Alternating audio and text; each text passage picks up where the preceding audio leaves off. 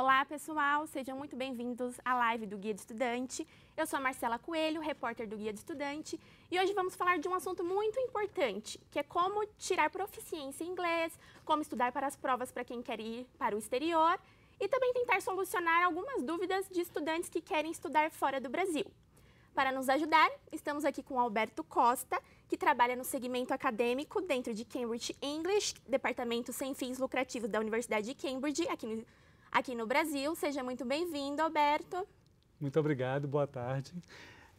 Como a Marcela falou, eu sou Alberto Costa, eu sou responsável acadêmico pela Cambridge English. Cambridge English é o departamento de exames da Universidade de Cambridge. É um departamento responsável por fazer exames de proficiência, né, e tem os exames reconhecidos por mais de 20 mil instituições ao redor do mundo. Entre elas tem empresas, faculdades, universidades, ministérios de educação. É um grande prazer estar aqui. Pessoal, se vocês tiverem alguma dúvida, mande aqui nos comentários que ao longo do programa o Alberto vai responder para a gente. E para começar a falar um pouco sobre o assunto, Alberto, você pode falar sobre a importância de ter o segundo idioma, de estudar o inglês ou outro idioma, tanto no ensino médio quanto na graduação? Sim, estudar um outro idioma é essencial. A gente vive num mundo que hoje em dia é bastante globalizado e, por exemplo, o inglês ele tem um papel muito importante, né? Ele se tornou um idioma imprescindível para a carreira acadêmica, para a carreira profissional. E você se desenvolver nesse idioma é um estudo que leva tempo realmente. Então é muito bom a pessoa começar o quanto antes, não esperar, por exemplo, quando já estiver lá na graduação. Dominar bem o idioma é um trabalho intenso, é um trabalho que requer dedicação, tempo, então é importante começar o quanto antes. E o estudo de inglês ou de algum outro idioma também é importante para o Enem. E o que você falaria sobre fazer o teste de proficiência? Por que ele é tão importante? O inglês é uma das opções de idiomas para você prestar o Enem. Só que o resultado do Enem e muitas vezes o certificado de um instituto de idiomas que você tem daqui do Brasil, ele não vai valer como um certificado oficial de proficiência. Então é por isso que você precisa fazer um exame internacional. Existem vários exames internacionais, não é? E esses exames, eles vão ser assim, a validação do seu trabalho, do seu estudo, para que você possa demonstrar durante o processo seletivo e depois que você for aprovado, as habilidades necessárias que você vai precisar desenvolver nesse novo ambiente, seja numa nova corporação ou seja num programa de estudos, não é, de pós-graduação ou na própria graduação no exterior. E como o professor disse, também existem muitos tipos de prova para tirar proficiência em inglês. E as mais conhecidas são as de Cambridge, o TOEFL e o IELTS. Você poderia explicar um pouco para a gente qual a diferença em cada uma delas? Sim. Existem provas internacionais que a gente gosta de colocar em duas categorias. Uma categoria é a certificação e outra categoria é um diagnóstico bem recente. Então, a gente tem como exemplos de diagnósticos bem recentes os exames do IELTS e os exames do TOEFL. São exames que eles vão dizer para o candidato como está o seu desempenho naquele idioma, né? Qual é o seu grau de proficiência nas 4 habilidades, para ver se você está ou não, nesse momento, preparado para acompanhar um programa de estudos, seja ele o high school, seja ele uma graduação, uma pós-graduação. Já a certificação, ela serve exatamente para dar parâmetros. Cada exame de certificação ele já tem um nível de inglês pré-estabelecido e é preciso que o candidato esteja preparado para prestar determinados exames para ter a certificação.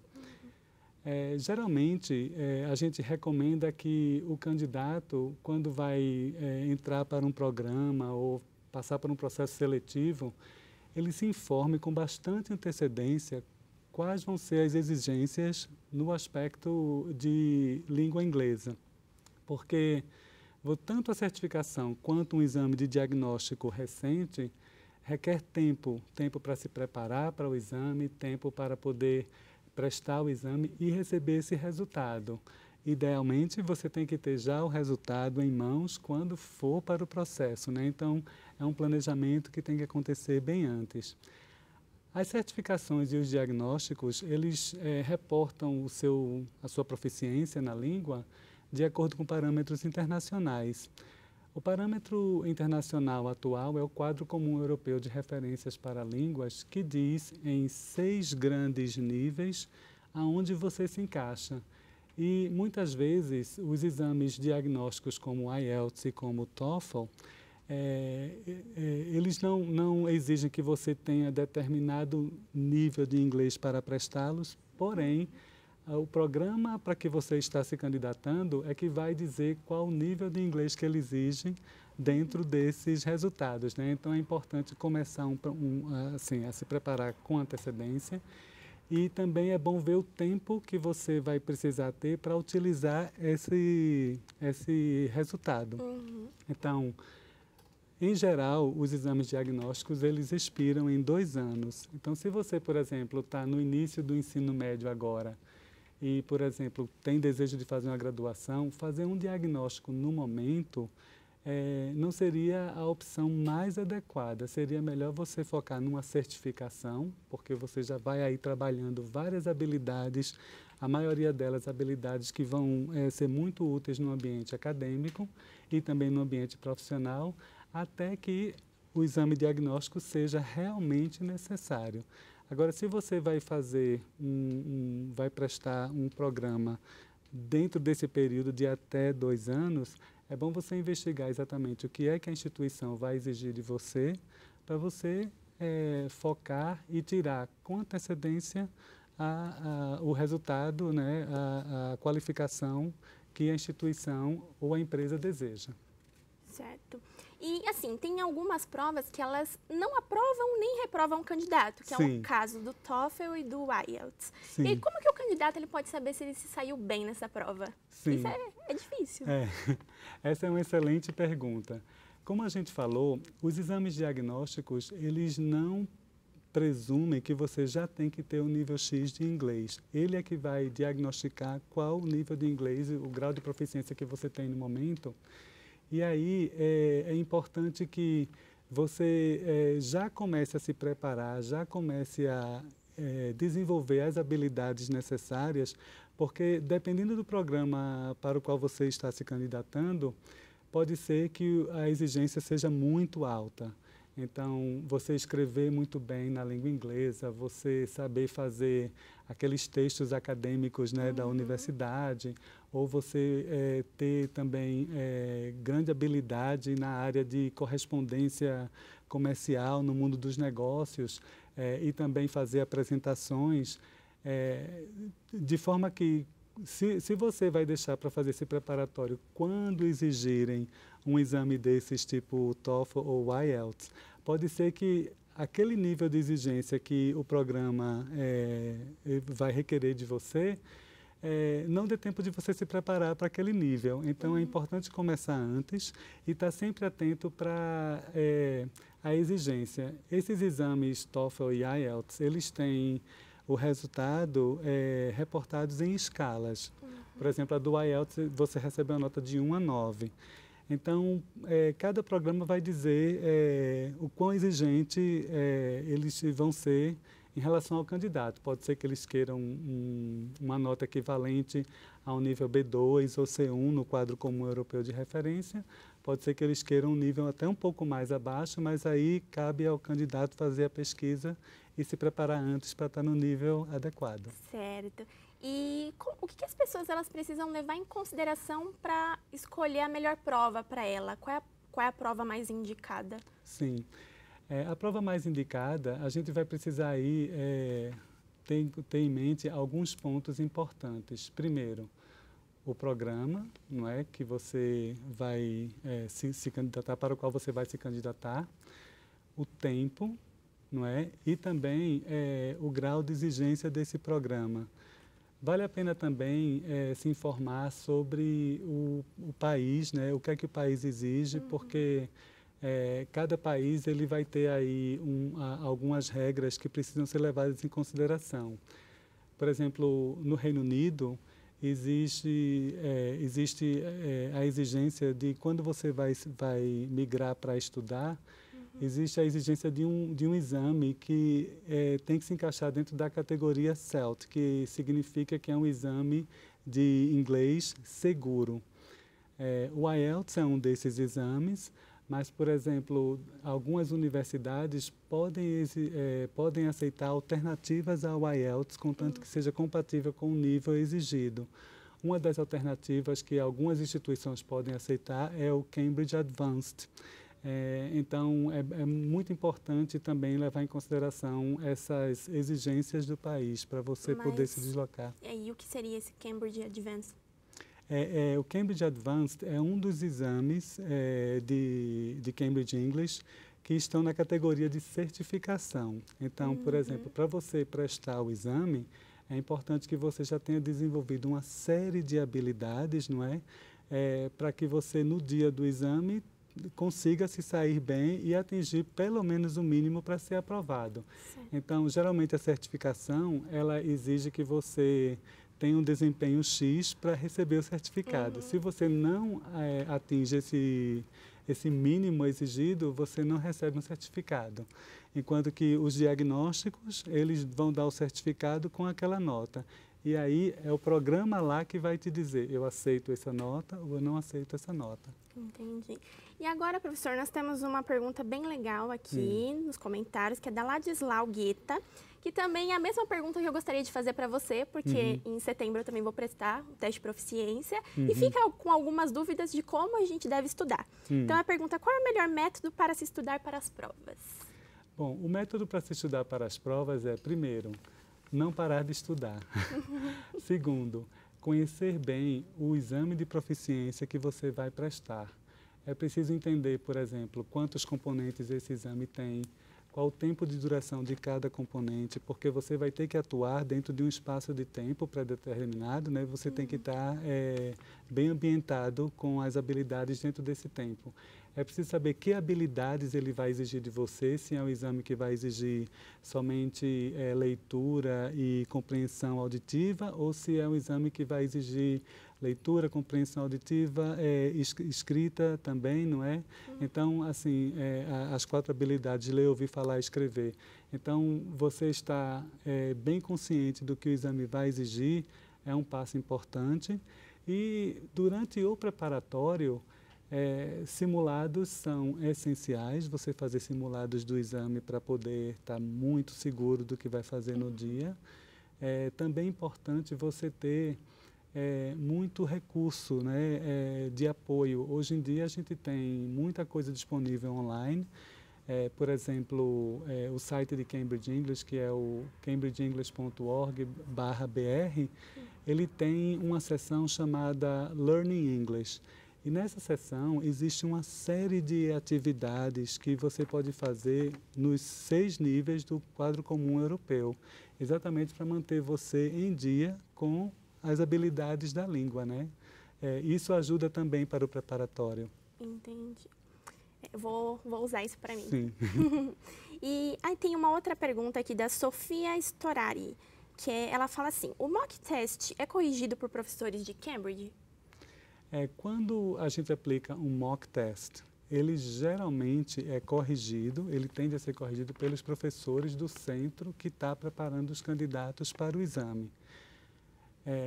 Os exames de Cambridge, por exemplo, eles são corrigidos na Inglaterra somente. Alguns exames são realizados no computador, então já existe aí uma outra série uma outra forma de ser corrigido, né, que pode ser aí híbrido, tanto tem um examinador corrigindo, quanto o computador corrigindo também os exames. Então, mas o mock, ele tende a ser corrigido pelo professor do candidato ou por uma outra pessoa do próprio centro onde está havendo o preparatório. Entendi. E, professor, tem alguns alunos que eles têm interesse de ir para algum outro país que fala o idioma que ele está estudando para aperfeiçoar ainda mais a sua comunicação. E o que então deve ser levado em conta na decisão de estudar inglês fora? E existe um tempo mínimo indicado para esses estudos? Quanto tempo você tem que ficar lá fora? Essa é uma ótima pergunta. É preciso levar aí em consideração alguns pontos. Primeiro, entender o que é que o país vai exigir de você para que você entre e fique lá durante um determinado período, não é? É importante também você fazer uma avaliação de onde você está naquele idioma para poder você entrar num programa adequado. Em geral, quando você faz a migração para uma instituição para desenvolver o idioma, lá eles vão submeter o candidato a um teste de nivelamento. Sim. Mas o candidato também já pode, inicialmente, procurar saber aonde ele se encaixa aqui mesmo, ou na sua instituição, ou também no nosso site tem um teste de nivelamento que o candidato pode fazer para ter uma noção, não é assim, é um teste mais intuitivo, porque ele já tem uma noção um pouco mais geral de como ele está, e ele pode ser submetido a um exame mais detalhado lá na frente, quando chega naquele país. Sim. Aonde o candidato está no seu grau de proficiência, também pode ser um ponto que vai decidir quanto tempo ele vai ficar lá. Se ele vai precisar ficar, por exemplo, fazer um programa intensivo de 1 mês, ou se ele vai também ficar num programa um pouco mais longo, de 3 meses, ou um programa que aí já envolve não só aprender inglês, mas também desenvolver algumas outras áreas, sei lá, história do país, não é? Ou outras habilidades, por exemplo, na área de negócios, cursos onde você pratica o inglês e desenvolve habilidades de negociação, apresentação de produtos. Então, são muitos programas, não é?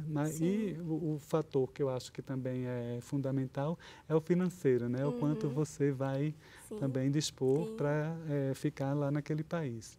Mas é mais do que recomendável tomar essa decisão e passar por essa experiência. Mas assim, a maioria das pessoas que eu conheço foram e ficaram 1 mês.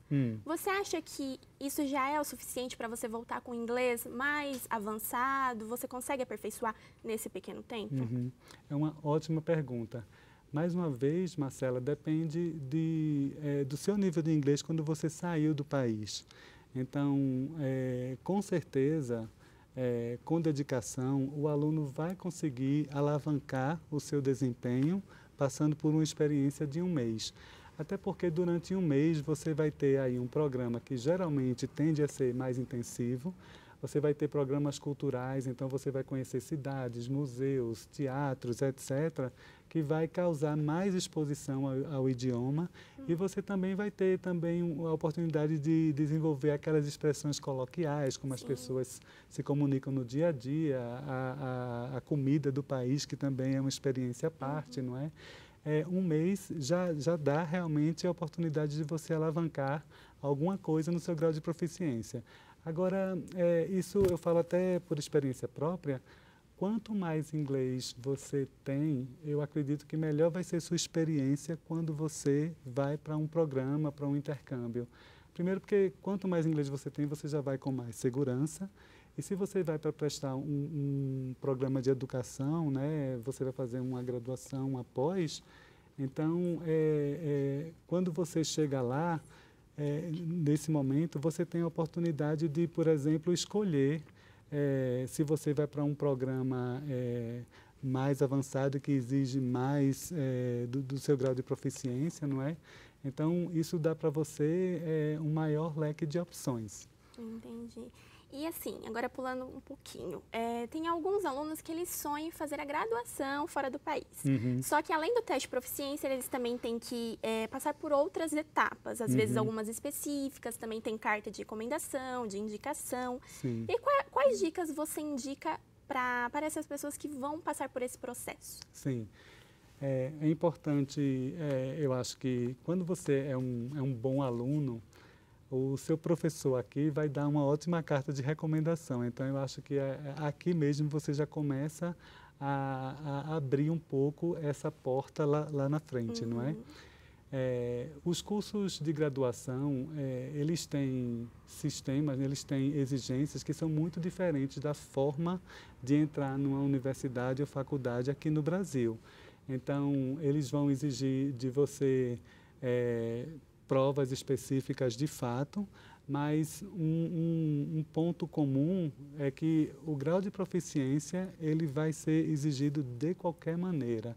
Então, é muito importante que você esteja atento ao grau de exigência necessária para prestar o curso de graduação, não é? É importante que você esteja atento também aos prazos. Mais uma vez, como eu falei, se você vai tomar essa decisão para daqui a 6 meses e você ainda não tem aquele nível de inglês que é exigido da graduação, em 6 meses pode ser um tempo muito curto para você atingir esse objetivo. Então, é importante você fazer realmente esse preparatório antes. Começa lá, já no Fundamental 2, já procura se ambientar com o idioma, já procura estudar, não é? Tira um exame de inglês, uma certificação, porque a certificação já valida o seu nível de inglês de acordo com o parâmetro internacional, né, do quadro comum europeu, e já deixa você preparado para os desafios da graduação. Muitas vezes os alunos eles têm essa ideia de que dominar o inglês é falar. Então, por exemplo, quando você faz um intercâmbio de 1 mês, 3 meses, ou um período de high school, por exemplo, de 6 meses, você volta com a oralidade muito bem desenvolvida. Mas na graduação, outras habilidades vão entrar em questão. Então, você ouvir bem uma palestra, saber fazer as anotações necessárias, você saber fazer os essays, né, que são os exercícios que você tem que fazer dentro da graduação, de livro que você leu, resumos também. Você tem que dominar essa habilidade da escrita muito bem. E, Alberto, além disso, como você tinha dito anteriormente, algumas pessoas querem fazer a graduação, mas não conseguem devido às questões financeiras. Então, é possível conseguir bolsas de estudo para estudar ou o idioma ou fazer a graduação fora do país? Sim. Muitas instituições no Brasil têm programas, né, com internacionalização e têm convênio com outras redes de faculdades e universidades. E os governos de outros países, eles têm interesse em receber alunos do Brasil. Então, geralmente eles fazem isso via instituições de ensino, né? Instituições públicas, por exemplo. Então, é importante, se o aluno ele acabou de ingressar, né, ou pretende ingressar na universidade, ele ficar atento aos canais que aquela instituição tem para oferecer bolsas. Em geral, tem vários canais e tem várias oportunidades de o aluno passar um ano ou concluir a graduação num determinado país, isso custeado por programas. Então, é bom, quando estiver na instituição, estar atento a esses canais e saber o que é que eles têm para oferecer. Certo. E agora, professor, voltando um pouco a falar sobre as provas, o pessoal eles querem saber se você acha que elas são muito difíceis, como são as questões? Você pode falar um pouquinho sobre cada prova que a gente mencionou aqui, por favor? Claro. Eu vou falar primeiro das certificações. As certificações, elas têm vários níveis pré-estabelecidos. Então, desde um nível assim um pouco mais básico até os níveis mais avançados, não é? Quando a gente fala hoje em dia entre básico, avançado, etc., a gente está falando os exames que são alinhados com esse quadro comum, que tem os níveis A1 a 2, né, dentro da escala mais básica, B1, B2, intermediário, intermediário superior, C1 e C2. Então, se você vai prestar um exame de nível B1, por exemplo, digamos um nível intermediário, é possível que as questões, o que você tem que produzir no exame, sejam mais fáceis. Quando o nível aumenta, então realmente o grau de desafio também aumenta. Você tem que aí realmente mostrar que você está com as habilidades alinhadas com a expectativa do exame. Eu digo, pela minha experiência como candidato lá no passado e pela minha experiência principalmente como professor, há muito tempo preparando candidatos, que a resposta, em resumo, seria assim: são difíceis, daí o preparatório o quanto antes e a prática, o simulado, até que você chegue no exame bem familiarizado. E professor, você pode deixar alguma dica aqui para os estudantes, algo que você não falou, que é muito importante eles focarem nas provas? Sim. Eu trouxe aqui uma lista de dicas para os alunos extraírem o máximo que puderem das aulas de inglês. Uhum. Então, uma dica muito importante aqui que eu enumerei várias, mas eu vou falar uma aqui, por exemplo, na aula de inglês é muito importante você ser participativo para poder extrair o máximo das aulas. Então, você realmente se propor a falar quando o professor pede e até quando o professor não pede. Falar em inglês. Ou, no caso, se for espanhol, falar em espanhol, não é? Assim, é muito importante a interação com os colegas na aula usando o idioma, não é? É muito importante também conversar com o professor para falar das suas dificuldades e falar também das suas necessidades e objetivos, para que o professor, na medida do possível, possa preparar as aulas tentando atender essa expectativa. A outra maneira, e hoje em dia isso é muito fácil, né, de ter acesso, é aumentar a exposição ao idioma. Então, você, por exemplo, está usando o seu tablet, o seu computador, o seu celular, troca a configuração para o inglês. Então, isso já ajuda você a estar em contato com o idioma mais frequentemente, não é? É muito importante também você estar atento a recursos digitais que estão disponíveis hoje e que são gratuitos. Hoje em dia, com a inteligência artificial, a gente tem a oportunidade de oferecer aos alunos que estão se preparando várias ferramentas interessantes. Cambridge English lançou ano passado uma ferramenta chamada Write and Improve, que é uma plataforma que corrige a sua redação automaticamente e o feedback é imediato. Então, o candidato ele se inscreve lá, ele envia suas redações e tem o feedback dessa redação, envia de novo, tem um novo feedback. Então, isso ajuda essa prática, né? E também aprender é bom que seja de forma divertida. Lançamos recentemente um aplicativo chamado Quiz Your English, que é gratuito, e nele você tem a oportunidade de praticar inglês de uma maneira muito rápida, competindo com pessoas do mundo todo. Então, isso faz com que você tenha um pensamento rápido e aumente a sua fluência. A partir do momento que você está competindo, tem a frase, as opções, e você tem que lançar a opção correta e ganhar daquela pessoa. E você pode convidar alguém, desafiar alguém também para brincar no aplicativo, não é? É importante treinar atividades cotidianas, por exemplo, do que é composto um cardápio na língua que você está estudando, um cardápio em espanhol, um cardápio em inglês, não é? Então, isso tudo faz com que você se familiarize com o inglês do dia a dia, né? Ou com a língua usada no dia a dia. Então, como eu falei recentemente, o nosso site tem a seção Learning English, que tem mais de 80 atividades para esse fim, não é? Uma coisa que hoje o aluno pode fazer no seu celular ou no caderno é um glossário de termos relevantes. Então, se você está se preparando para, por exemplo, está estudando o idioma para fins de negócios, né, da sua carreira, cria um glossário específico da sua carreira, não é? Se você está para o ambiente acadêmico, cria um glossário específico da área que você vai estudar. Você usa o seu celular para isso, né? Você tem como acessar essa linguagem mais rapidamente. Tá bom, professor. Pessoal, depois a gente vai deixar todos esses aplicativos, essas dicas que o professor disse nos comentários para vocês. Só que, infelizmente, a gente precisa terminar. Sim. E, assim, eu teria outras perguntas, o pessoal também mandou bastante coisa e a gente pode responder depois ou até fazer uma próxima live, tá? Certo. E, para quem não conseguiu assistir ou chegou agora há pouco, a live vai ficar aqui disponível na página do guia, em vídeos, e aí vocês podem assistir quando vocês quiserem. E é isso, professor, muito obrigada. Foi ótima a conversa com você. Eu acho que deu para ajudar bastante, esclarecer algumas dúvidas. Então é isso. Muito obrigada, pessoal. Tchau. Tchau.